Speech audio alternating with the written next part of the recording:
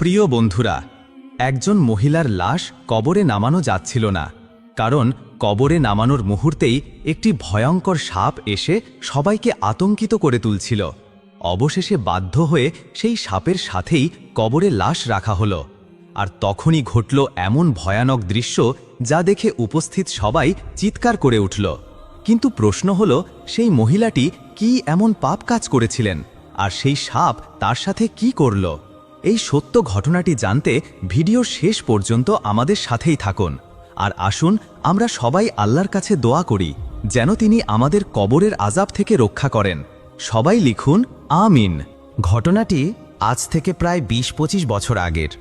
এই ঘটনা বর্ণিত হয়েছে মালফুজাতে ফাকিহুল উম্মাহ খণ্ড ১ পৃষ্ঠা ৭০-এ।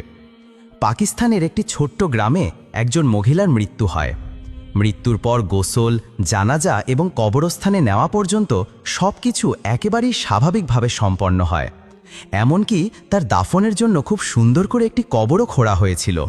কিন্তু সমস্যার সূত্রপাত হয় কবরের ভেতর লাশ নামানোর সময়। যেই মুহূর্তে লাশ কবরে নামানোর চেষ্টা করা হলো, তখন দেখা গেল কবরের ভেতর একটি ভয়ঙ্কর বিষাক্ত সাপ বসে আছে। উপস্থিত সবাই ভয়ে আতঙ্কিত হয়ে পড়ে।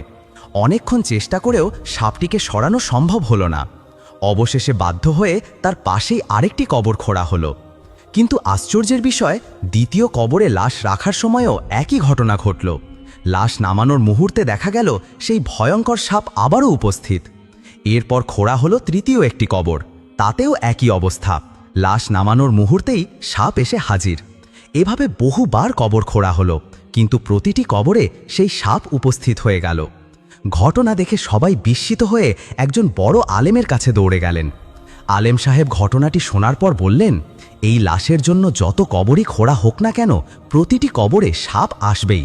তাই প্রথম যে কবর খোঁড়া হয়েছে সেখানেই দাফন করা হোক। তার পরামর্শ অনুযায়ী যখন লাশটি সেই প্রথম কবরেই নামানো হলো, তখন আশ্চর্যের বিষয় ঘটল। সাপটি হঠাৎ কবরের একপাশে সরে গিয়ে লাশ রাখার জন্য জায়গা করে দিল। কিন্তু লাশ রাখার সাথে সাথেই সাপটি এগিয়ে এসে লাশের মুখের কাফন খুলে তার জিহ্বা দিয়ে শক্ত করে মুখ জড়িয়ে ধরল।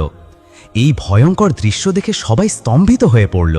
উপস্থিত জনতা অবাক হয়ে বলাবলি করতে লাগল, এটা কি হচ্ছে, কেন এমন হচ্ছে? তখন লাশ দাফন করতে আসা লোকদের মধ্যে উপস্থিত ছিলেন মৃত মহিলার স্বামী। তাকে জিজ্ঞেস করা হলো, আপনার স্ত্রীর ওপর এই শাস্তি আসার কোনো কারণ আছে কি? আপনি কি কিছু বলতে পারবেন? স্বামী কিছুক্ষণ চুপ করে থেকে বললেন, হ্যাঁ বলতে পারবো। আমার স্ত্রী আমার সাথে ভালো আচরণ করত না, নানা উপায়ে আমাকে কষ্ট দিত। আমি ধৈর্য ধারণ করতাম, কখনো প্রতিশোধ নিতাম না, কিছুই বলতাম না। কিন্তু তার কটু কথা আর দুঃখজনক আচরণ থামেনি। এ কথা শোনার পর লোকজন বলতে লাগলো, হ্যাঁ ভাই, এখন বুঝতে পারছি আপনাকে কষ্ট দেওয়ার কারণেই হয়তো আপনার স্ত্রীর এই পরিণতি হয়েছে। এখন আপনি দয়া করে তাকে মাফ করে দিন, তার জন্য ক্ষমা প্রার্থনা করুন, নয়তো তার রক্ষা নেই। আপনি তো নিশ্চয়ই চান না আপনার স্ত্রী এভাবে আযাবের মধ্যে থাকুক। অতপর সেই মহিলার স্বামী মহান আল্লাহর দরবারে হাত তুললেন। তার সাথে উপস্থিত সবাইও হাত তুলল।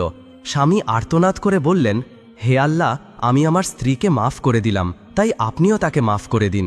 কবরের সব আযাব থেকে তাকে হেফাজত করুন। প্রিয় দর্শক, বিশ্বাস করা কঠিন হলেও সত্য, দোয়া শেষ হওয়ার সাথে সাথেই সেই ভয়ঙ্কর সাপটি মুহূর্তের মধ্যে কোথায় যেন উধাও হয়ে গেল। উপস্থিত সবাই স্বস্তির নিঃশ্বাস ফেলল, তাদের দীর্ঘ পেরেশানি দূর হল। এই ঘটনার সাথে কিছু কথা না বললেই নয়, বিশেষ করে মা ও বোনদের উদ্দেশ্যে বলছি।